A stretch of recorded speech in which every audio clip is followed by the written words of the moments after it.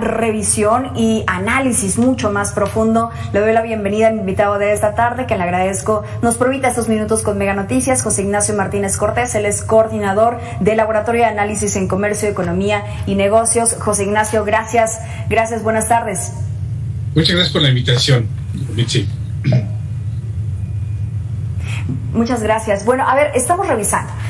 2021, México rompió el récord con el tema de exportaciones. Además, el mejor número alcanzado desde 1993. Estábamos platicando con diferentes productores a lo largo del día aquí en Mega Noticias que les fue muy bien el año pasado, que México es bien visto en otros países del mundo, principalmente con nuestro socio comercial Estados Unidos. Y vamos directamente a los datos, si te parece bien, José Ignacio, porque de acuerdo con el panorama general del campo publicado por el INEGI previo al Censo Agropecuario 2022, se estima que en México hay 7.9 millones de terrenos que tienen actividad agrícola, ganadera o forestal, de los que conforman 4.3 millones de unidades de producción.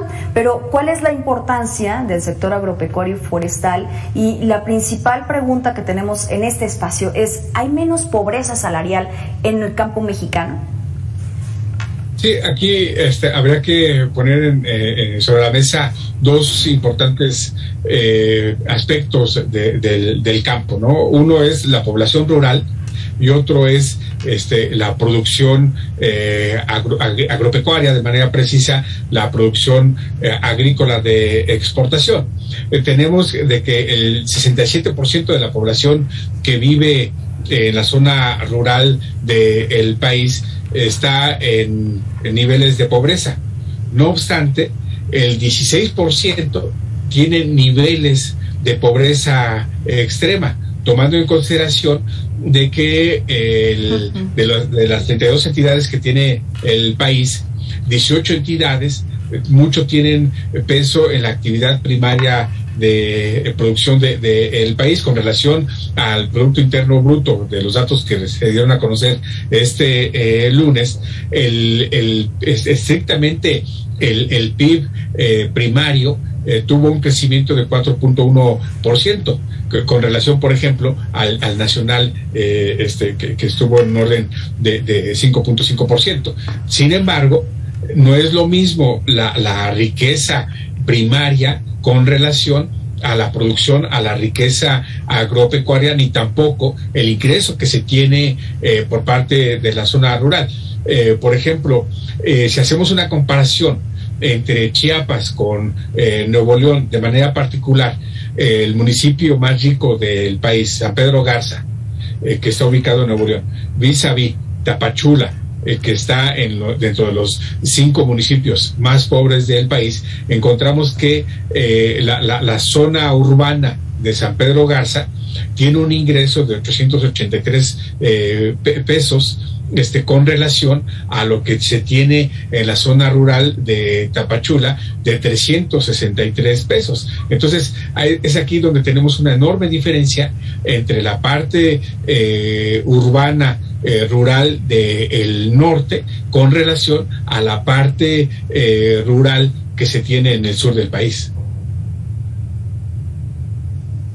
¿Esto por qué se da? ¿Esta diferencia por qué se da? Y es que precisamente el norte del país están sufriendo los estragos por una sequía prolongada, que esto de alguna forma también pudiera llegar a mermar en cuanto a los precios, en cuanto a la oferta y la demanda que se está presentando. En el sur, bueno, pues sí, tienen mejores condiciones climáticas, tienen mejores condiciones de tierra, es una tierra muy fértil, ¿no? Veracruz, Chiapas, Oaxaca, por también pudiera yo llegar a mencionar una parte de Oaxaca, porque hay otra parte de Oaxaca que también es muy árida, pero esto directamente los impacta también para tener esta diferencia en el territorio mexicano. Así es, aquí hay mucha diferencia entre lo que determina el artículo 39, fracción tercera del Código Fiscal de la Federación, en dos figuras muy importantes. Uno es el subsidio y otro es el incentivo. Y aquí encontramos que las empresas del sector agrícola que están en el norte tienen fuertes incentivos fiscales, en tanto que la población rural que se encuentra en el sur del país recibe los tan cuestionados programas sociales. Lo pongo en este aspecto. La empresa agrícola, dentro de la figura de industria manufacturera, maquiladora y de servicios de exportación, con base en el artículo 39.3 del Código Fiscal de la Federación, el artículo 108 de la Ley Aduanera, tiene fuertes incentivos fiscales. No así la población rural que recibe los programas sociales. Es decir, a la empresa agrícola de exportación del norte no se le critica porque recibe incentivos fiscales, pero a la persona rural que está en el sur se le cuestiona de por qué se le otorga programas, incentivos o apoyos sociales. Es en este aspecto de que precisamente lo mencionas muy bien. Tenemos, por ejemplo, en estos días una fuerte onda gélida, por ejemplo, que está sufriendo en estas horas Chihuahua. Sí, lo cual, es preocupante, pero también encontramos que este tipo de empresas afincadas en el norte del país, agrícolas dentro del sector primario, recibe estos muy importantes incentivos que determina el Código Fiscal de la Federación.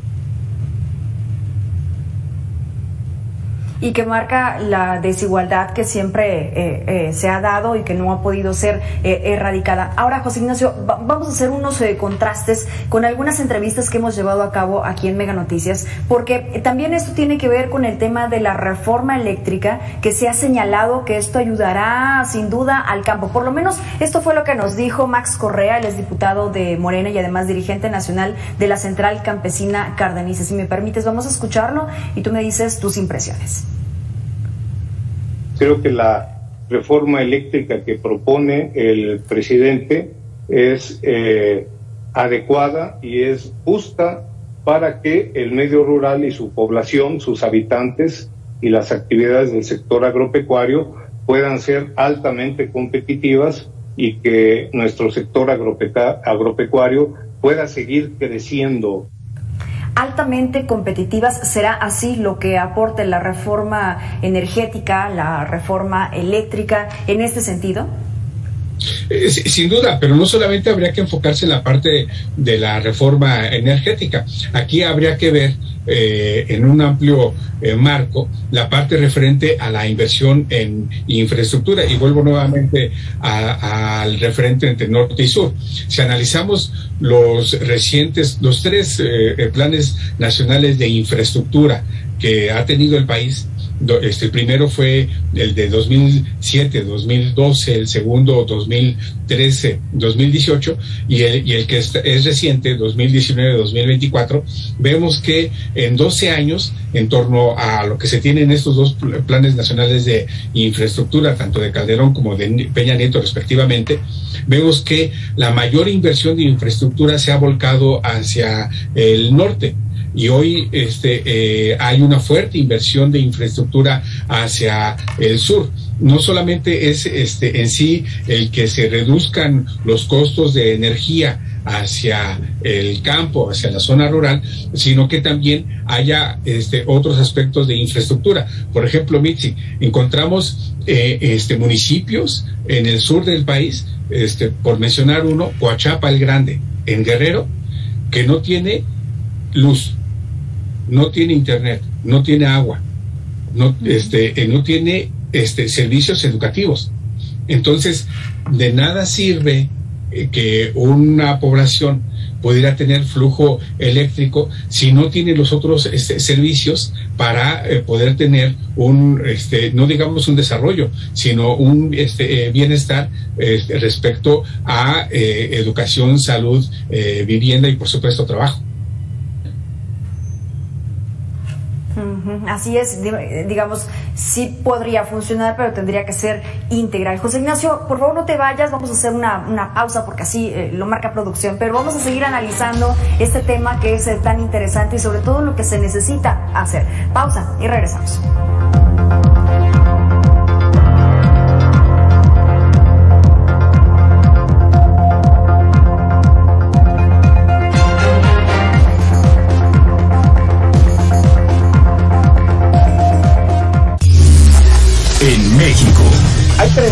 millones de jóvenes. 51% son mujeres y 49% son hombres. 14 millones tienen empleo y solo el 32% asisten a la escuela.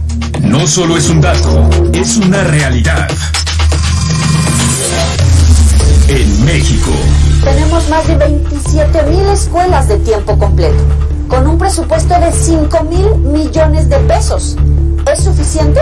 No solo es un dato, es una realidad. Joely Ramírez, de lunes a viernes en Mega Noticias.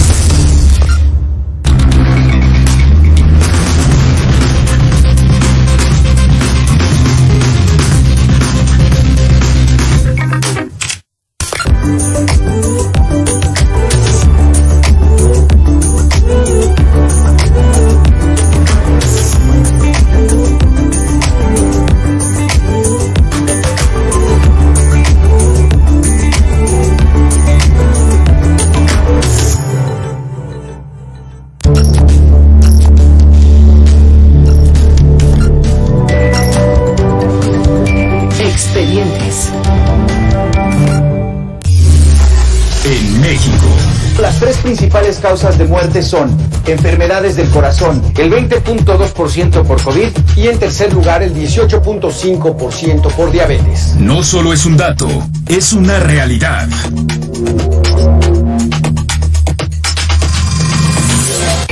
La cuarta ola de contagios frenó la recuperación de la economía. En el último cuatrimestre del 2021 se registró un retroceso en el crecimiento de México del 0.1%. ¿Cómo le pega a los trabajadores y pequeños empresarios la recesión técnica? PIB de carne y hueso. A fondo, conduce Eduardo Torreblanca.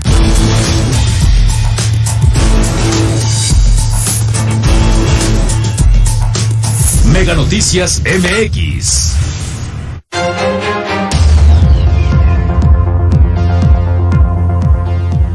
Continuamos con más de Mega Noticias. Estamos platicando con José Ignacio Martínez Cortés, él es coordinador del Laboratorio de Análisis de Comercio, Economía y Negocios.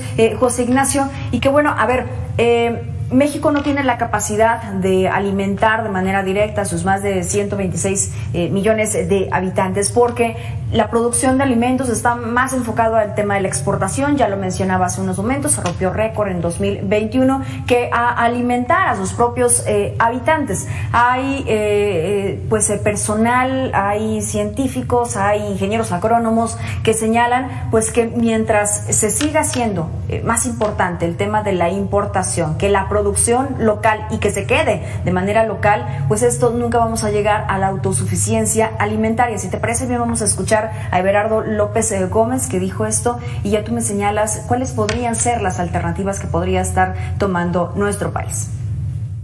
En lugar de dedicarle tantos años, 40 o 50 años a hacer híbridos, en paralelo se hubieran hecho híbridos, pero también el mejoramiento de variedades locales especializadas, nosotros no recurriríamos a ninguna transnacional. ¿Una práctica que se ha hecho durante 40, 50 años puede ser reversible? Sin duda, aquí puede impulsarse un nuevo fortalecimiento de la actividad primaria del país en torno a educación, desarrollo tecnológico bien dirigido, principalmente hacia estas zonas productoras de alimentos del país. Yo creo que es algo que puede compaginarse, lo pongo en este aspecto. La zona de la laguna, el norte de Veracruz, Tamaulipas, Chihuahua, Sonora tienen fuertes programas agropecuarios, y esto puede servir para poder utilizar esas estrategias y llevarlos a estas zonas de amplia producción, pero que no se puede impulsar a raíz de una serie de problemas estructurales. Pero Mitzi, también aquí hay otra cuestión, lo referente al crimen organizado. En estos días mucho difunde de que el precio del limón está muy alto, está muy caro, 70, 80 pesos el kilo de limón.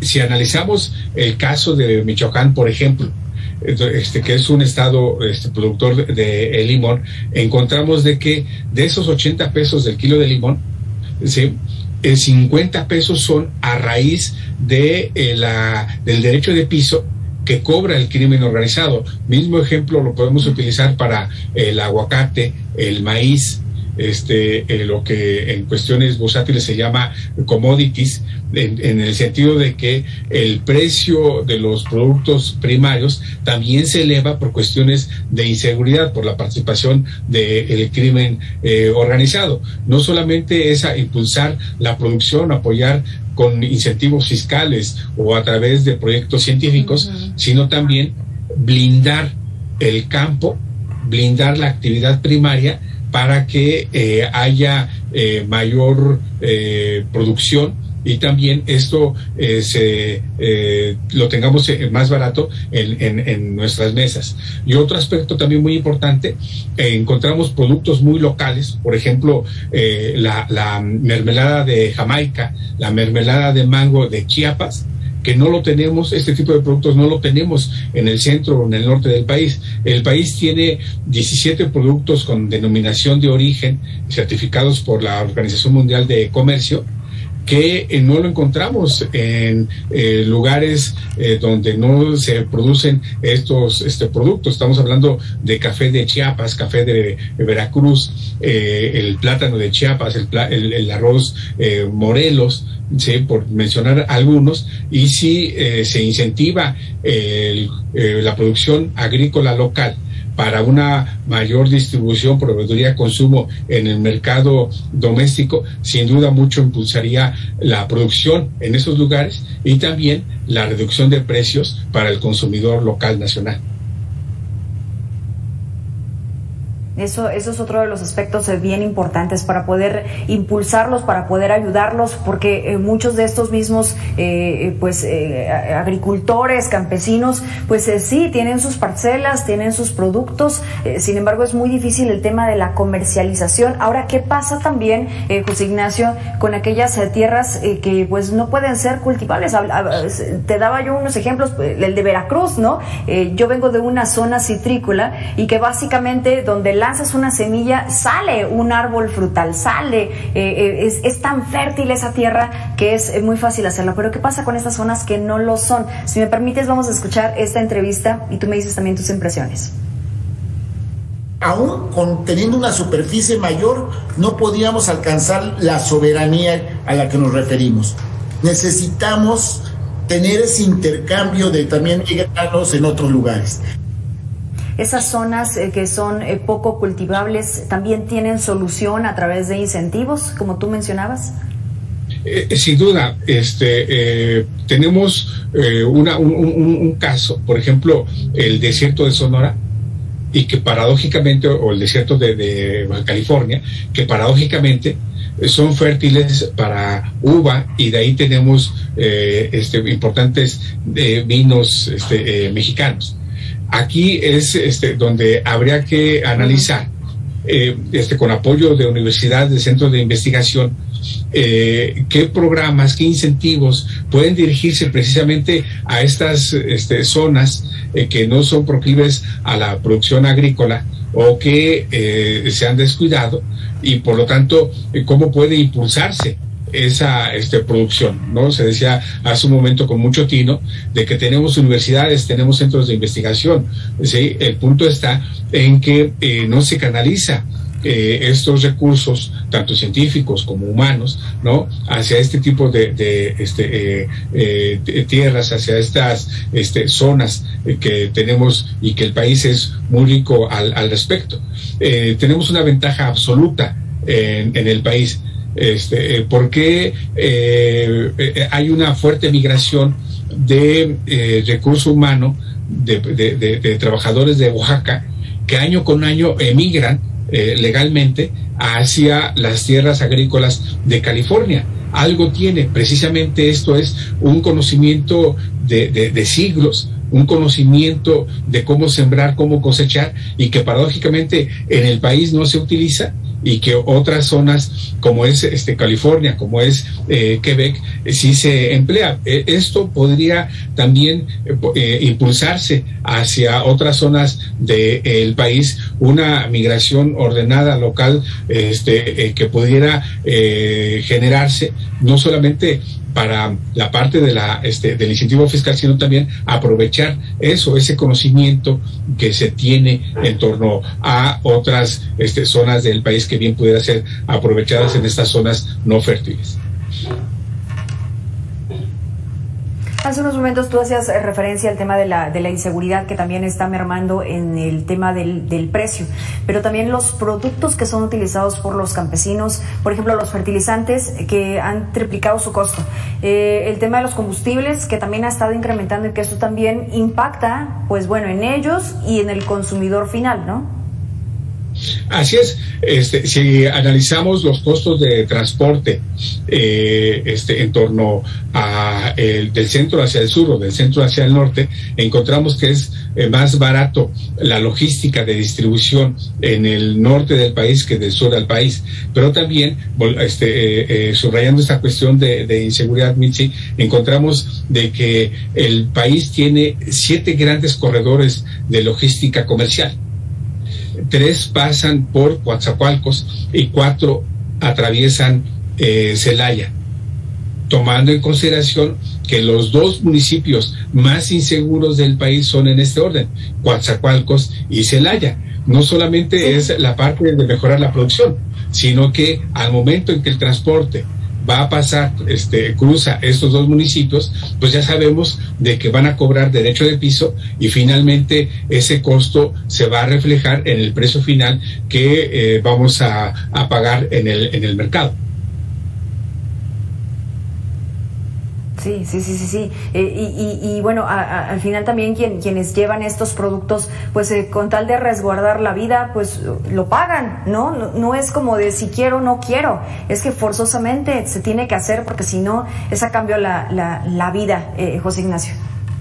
Así es, y tenemos otro aspecto, lo estamos viendo en Michoacán, de que el productor ya no siembra, ya no produce, sino que deja la tierra, precisamente por esta cuestión de inseguridad. Y es en este aspecto donde el gobierno no solamente debe otorgar confianza a el empresario, no solamente debe brindar certidumbre al inversionista, sino que también debe blindar a el productor del sector agropecuario, también debe blindar a el consumidor, y con ello estaríamos provocando entonces que se genere una mayor derrama en la producción, que se incentive las ventas, y esto por supuesto se va a reflejar en un mayor consumo, y finalmente esto lo vamos a tener presente en torno a las finanzas del país, porque de una u otra forma pagamos el IVA, pagamos el IEPS, al crear empleo se paga el ICR. Entonces, si se blinda al campo, esto finalmente lo vamos a ver reflejado en las finanzas públicas del país.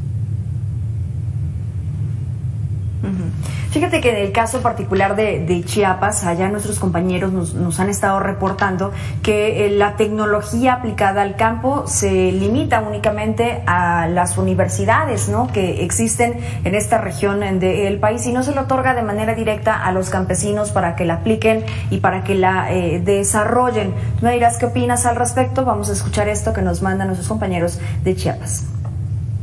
No ha sido prioridad la tecnificación del campo, ni en este periodo gubernamental ni en los anteriores. No hay apoyo, no es rentable la producción de maíz, entonces hay mucha gente que ha perdido ese interés. No ha sido prioridad en los últimos años, ni en esta administración ni en las pasadas. Así es, mira, lo pongo en este aspecto. El país tiene 6.305 empresas que reciben fuertes incentivos para la producción y exportación. En Chiapas no hay ninguna empresa registrada ante la Secretaría de Economía que reciba este incentivo. Todo esto lo encontramos en Tamaulipas, en Veracruz, en Jalisco. Que qué bien que se dé en estas entidades, pero también habría que ver por qué en Chiapas no encontramos registro ante la Secretaría de Economía de este tipo de empresas.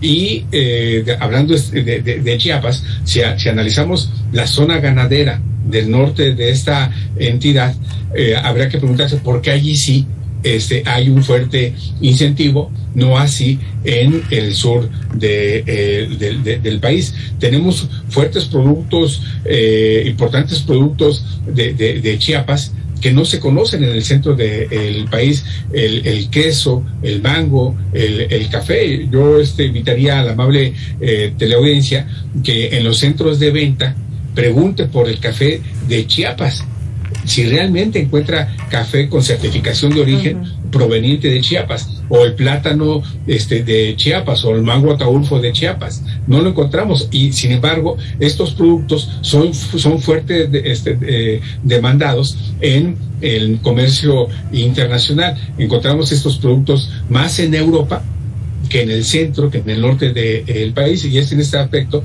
de que precisamente habría que incentivar esta producción, no solamente en los centros de investigación, es muy importante, pero también que esto se refleje en el frente principal, que es el campo. Ayer justamente hablábamos, porque hemos tenido 2 días hablando del tema del campo, porque nos parece muy importante aquí en Mega Noticias, pero ayer hablábamos del tema de la globalización contra el nacionalismo, y tú mencionas esto, ¿no? Hay productos que incluso aquí en México no los hemos llegado a probar, a pesar de que se producen en México, a pesar de que es de tierras mexicanas, o que incluso productos de tan buena calidad y con ciertas especificaciones tampoco se quedan en nuestro país porque se van y se exportan. El dato que se tiene de 2021 es que se exportó $40,000 millones. Pues claro, es una muy buena inversión y son buenas noticias para nuestro país, pero ¿qué tanto es redituable para los campesinos? ¿Qué tanto son también buenas noticias para esa gente del campo? Si me permites, vamos a escuchar a Juan Cortina Gallardo. Él es presidente del Consejo Nacional Agropecuario, y te escuchamos, Juan Ignacio. Hay alternativas ya probadas, totalmente probadas, de lo que le llamamos agroecología, que es el cultivo ya no en áreas de gran tamaño, sino el cultivo sobre todo en manos campesinas, pequeñas extensiones de tierra, y cultivo destinado, por ejemplo, una parte importante a la alimentación. ¿Qué opinas sobre las exportaciones contra las importaciones y con el consumo local? Sí, mira, México es el 7º exportador mundial de productos agrícolas, el 7º. Dentro de la balanza comercial de 2021, el sector agrícola creció 7.6%. Es decir, tenemos un sector agrícola rico con población rural pobre. Entonces, aquí encontramos una enorme diferencia en torno a la empresa exportadora registrada bajo la figura de IMEX. Sin embargo, si nos vamos al análisis del sur del país, no encontramos estos incentivos en estas zonas. ¿Qué es lo que hay que hacer? Pues impulsar también sector. Aquí sin duda a la Secretaría de Economía, la secretaria Cloutier, habría que decirle que también hay que voltear hacia el sur del país. No. Así es, Juan Ignacio. La situación está muy complicada para el campo mexicano. Ahora, ¿qué pasa con los programas sociales que están destinados para el campo? Por ejemplo, Sembrando Vida. ¿Crees que está funcionando? Mira, aquí habría que distinguirlo con relación a la empresa, con relación a la producción. Es un programa que sin duda es muy importante en torno al ingreso que reciben las personas. Sí, pero si hacemos una crítica a programa, no se está impulsando a la persona moral, se está fomentando, se está capacitando a la persona física. Sin duda es muy importante, pero habría que también fomentar la parte referente de las cooperativas, de la empresa rural, para que a través de este medio pudiera generarse mayor capacitación, mayor producción y también algo muy importante, viendo hacia el futuro, lo referente a la parte fiscal. No es algo que la persona física no por supuesto, no tiene por qué pagarlo, pero sí la persona moral. Y es en este sentido que habría que también ver en torno a la creación de empresas agrícolas, de nuevas empresas agrícolas, rescatando esto que había comentado, pensando un poco en Guerrero, Oaxaca, Chiapas, Tabasco, referente a el conocimiento de siglos que se tiene en torno a esta población bajo la mano de obra ampliamente capacitada y que paradójicamente es más reconocida, es más demandada en el extranjero que en el propio territorio nacional. Ok, a ver, esto fue lo que nos dijo, y ahora sí espero poder escucharlo, a Juan Cortina Gallardo, presidente del Consejo Nacional Agropecuario, sobre precisamente Sembrando Vida y los programas sociales que se están implementando. Y hoy es de clase mundial, genera empleos en zonas rurales de nuestro país, genera bienestar, y está claro hoy en día que el invertir en el campo es una buena inversión, que no nada más ayuda para el tema social en todas nuestras zonas rurales del país, sino también genera empleos y bien pagados. Es una buena inversión, sobre todo porque derivado de la pandemia fue el único sector, el sector primario, que no sufrió afectaciones. Juan Ignacio, muchas gracias por haber estado con nosotros esta tarde en Mega Noticias. Muchas gracias por la invitación. Muchas gracias a usted. José Ignacio Martínez Cortés, coordinador del Laboratorio de Análisis de Comercio, Economía y Negocios. Corte y regresamos.